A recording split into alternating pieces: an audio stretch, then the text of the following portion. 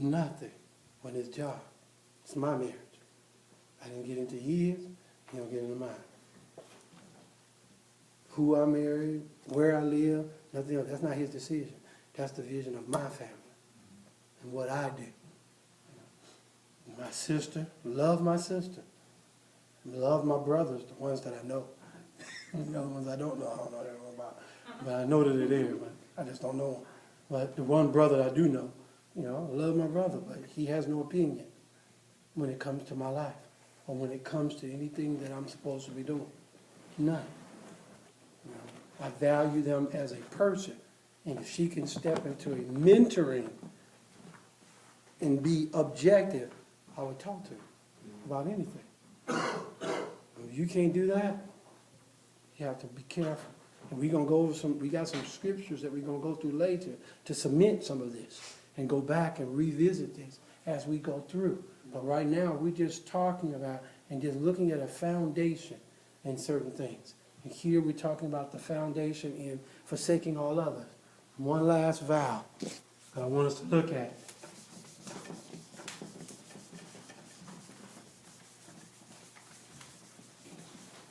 And here is a hard one.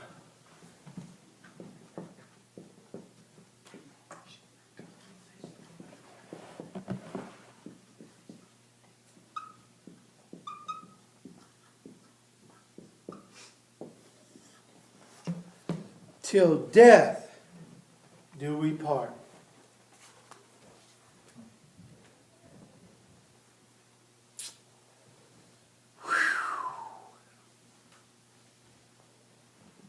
What does the word death mean?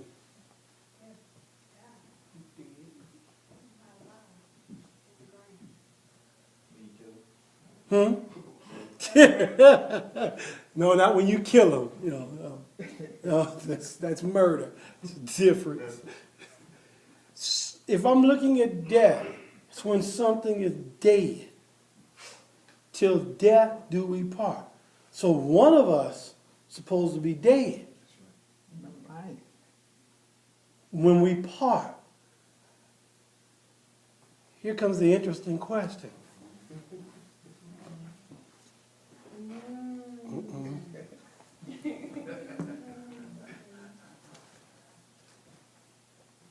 We're not dead, neither one of us. But the marriage is dead. I mean, there's nothing. There's some stuff going on, some mess happening. We're not growing, we're not communicating, we're not doing anything. We've gone to counseling, it's not working. Nobody's listening to the other person's blaming the other person. It's just like there is some stuff going on. If that's happening, if that's what's going on, if that's what we're doing, if that's where that marriage is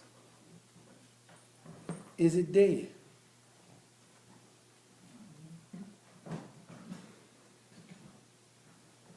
Can we part?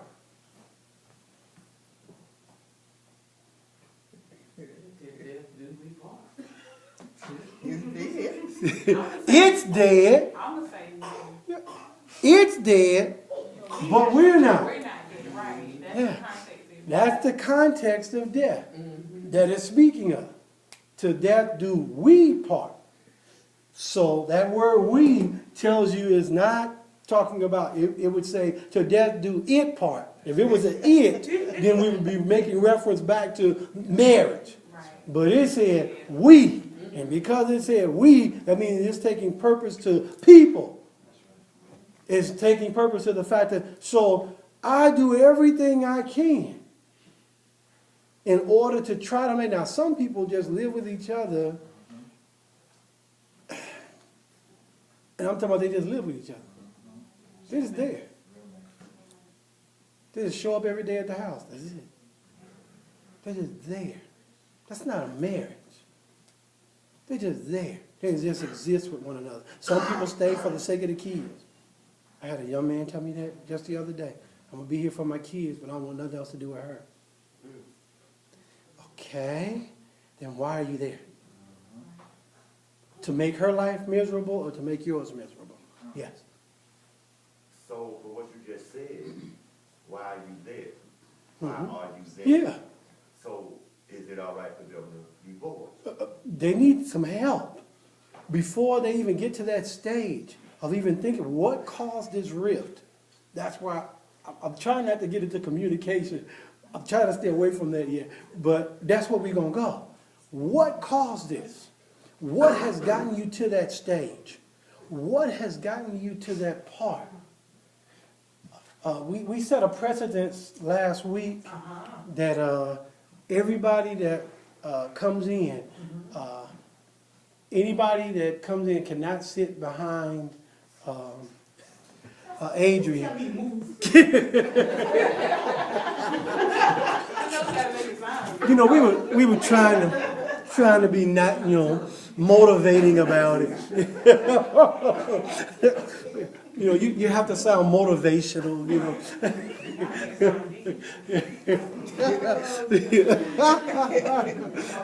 We're just trying to keep, for the sake of this lesson, we're trying to keep everybody up because this is too good. I need y'all input. I know y'all got things to say. I want to hear you. I know you got input. You have experiences. You have things you've been through. I want to hear it because that's going to help us. I'm not talking about getting personable. We're just talking about you've been through experiences, you've seen things, you've experienced things, you've even seen it through others, of sharing those experiences so that others can learn. Because we've got some that's been married 35, 40 years. We got some that's been married 2, 3 years. We got some that's been married none at all. So we need to help each other. And that's what we want to do. Like I said, this is not a one-way. I'm not the expert, and I'm giving you all of my input. You know, I've been involved in marriage for 29 years. That doesn't make me an expert. Because I've been married for 22 years, divorced, and now I've been married for 7 years. Which I wish it had been the whole 29 with this, but I can't go back and do that. But I wish, but that wasn't my choice. That was my purpose. So, but you learned. You lived, you learned. You got some things out of it. You brought that with you. So now we want to share that. And that's what we're talking about now. In dealing with this, to death do we part. We see the fact of the covenant is not the word it. Because if it would say it, soon as it was dead, meaning the marriage is dead, then we could depart. But it's not it. It says we. So that means there's individuals. So till individuals die. So now we've got something to deal with because in 1 Corinthians 7, it talks about that extensively, which we're not going to yet. We're going to, but we're not going to. Not yet. But it deals with this aspect right here. Till death do we part. Because that's covenant. That's why we're talking about these vows. It's a covenant. And you've got to understand, a covenant is an agreement between two mutual parties, as we talked about before, and gave the definition, to carry out the obligation of that agreement. They're agreeing to carry out the obligation of that agreement. And there's an obligation when you enter into this, and you say, I want to marry you. And that person says, I do, I accept that.